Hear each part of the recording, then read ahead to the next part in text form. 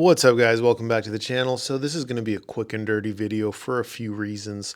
First reason, fun fact, there's a rat in my ceiling and I've got an exterminator coming out every day to try to track down this fat bastard that is causing all kinds of ruckus. My AC is also out. Issue 2. Is it related to the rat? I'm not sure. All I know is I don't have air conditioning. And guys, this room gets very, very hot when I'm filming. We got the lights and all that crap, and this room ain't too big. Anyhow, I digress. Look, this channel's never been about high production quality, so for those of you audiophiles that are incredibly picky with the way content is delivered for you or to you, this video might not be for you. Ultimately, I'm making this video so I could get some of these larger subwoofers out of my room and sent back to their respective manufacturers so I can make space for some more stuff. So this is really bonus content. I've already made a dedicated review for this RSL Subwoofer 12S in the middle. I've already made a dedicated review for the SVS PB1000 Pro right here. The Rythmik LV12M on your far left will have its own dedicated review later. So this video is really just like a kind of a three-way I wanted to do to try to help you, the consumer, decide which one might be best for you if you're in the market for a vented sub, for your 2-channel music system, or maybe your theater or mixed system, and you're not sure which one of these bad boys is right for you. So, who is the SVS PB1000 Pro for? This one right here. Well, it's going to be for anyone that values a few things. The first thing is going to be extension. You like your rumble effects. You like a sub that gets low. You don't have a ton of space perhaps, but you've got a decent amount of space. You could fit a smaller vented 12, which is what the PB1000 Pro is. Now, it's not as small as a sealed sub, but as far as vented subs go, I'd say it's on the smaller side, especially for a 12. The PB1000 Pro by SVS is also going to be for anyone who values having a ton of fine-grained control over their subwoofer setup. Whether you want to adjust slope to 6, 12, 18, or 24 dB, whether you want to be able to adjust gain from the cell phone app sitting in your listening position, or any of the other features, user-definable profiles, presets, 3 user-definable PEQ options. I mean, guys, the list goes on. If you like to have absolutely as much fine-grained control over the settings and adjustments of your subwoofer, all from a cell phone app, and have those smart features, the PB1000 Pro is going to be a fantastic option.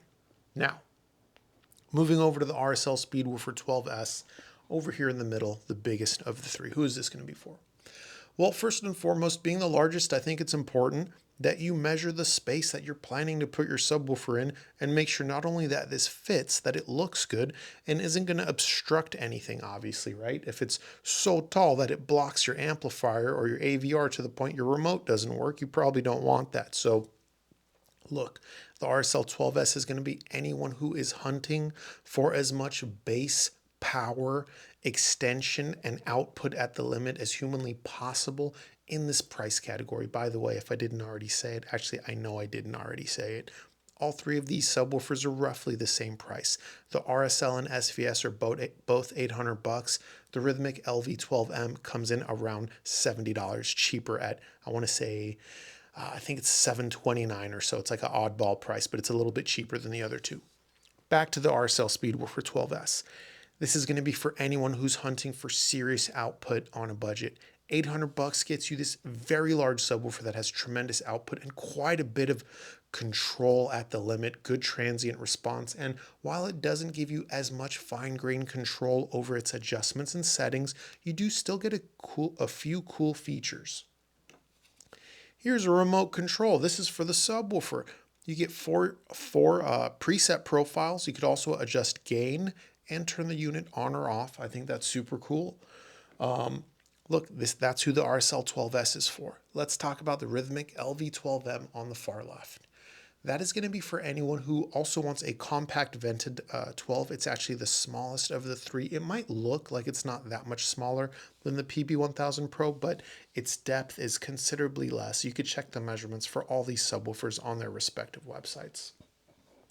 The Rythmik LV12M is for anyone who values the type of bass that vented subs are known for, which is going to be that little bit of a exaggerated thickness and juiciness in the lowest registers.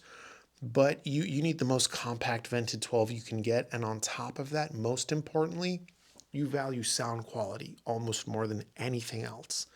Rythmik vented subs are going to have the transients, the note-to-note distinction, and the fidelity of a sealed sub.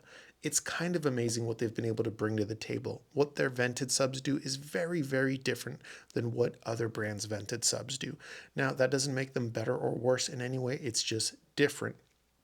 If you want the type of bass that is more raw, in your face, visceral, might draw a little bit of attention to itself, but still integrate with your speakers fairly well, you're going to be looking at something like this RSL 12S or this PB1000 Pro. Conversely, if you want bass that's going to be more coming from an ink black background, enhancing the presentation, integrating perfectly, blending perfectly, truly sounding like an extension of your speakers, the Rythmik LV12M is going to be for anyone who is absolutely obsessed with good sound quality while still having very, very good extension and output at the lowest frequencies. Now, I've covered this topic quite a bit more in other videos, so if you want to know a little bit more about the difference between SPL subwoofers, which are what this RSL is, and the PB1000 Pro is, versus SQ subwoofers, which is what the Rythmik is, I made a video titled REL versus SVS. I'll leave links in the description below, and in this video, I really break down what the difference is between SPL subwoofers and SQ subwoofers. Another video where I covered this topic quite a bit is the review of the JL Audio E110. If you just search that in YouTube, I'm the only person that's reviewed it. I talk about the difference in sound quality and SPL subwoofers quite a bit. I'll leave a link in the description below for that one also. It's not a topic I want to get into too much, but I'll kind of leave you with this really, really simple explanation of the difference. SPL subs, a little bit more of an in-your-face presentation.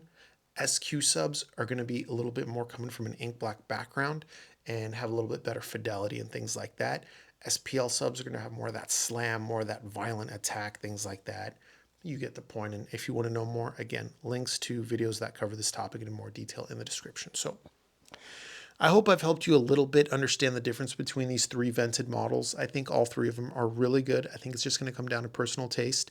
If you like SPL subwoofers all the way, you're a fan of that car audio style bass that is super exaggerated, you're just looking for that maximum rumble, you're not too sensitive to transients, you really want that feature set, SVS PB1000 Pro is fantastic. You could fit something larger, you want even more output, even more extension, RSL Speedwoofer 12S is going to be fantastic and give you a little bit better transients than the PB1000 Pro. And just to be clear, let me give you another way I can say that. Instead of calling it transients, what we can say is the leading edges of the PB1000 Pro are a little bit softer. The leading edges of the RSL Speedwoofer 12S are a little bit better defined.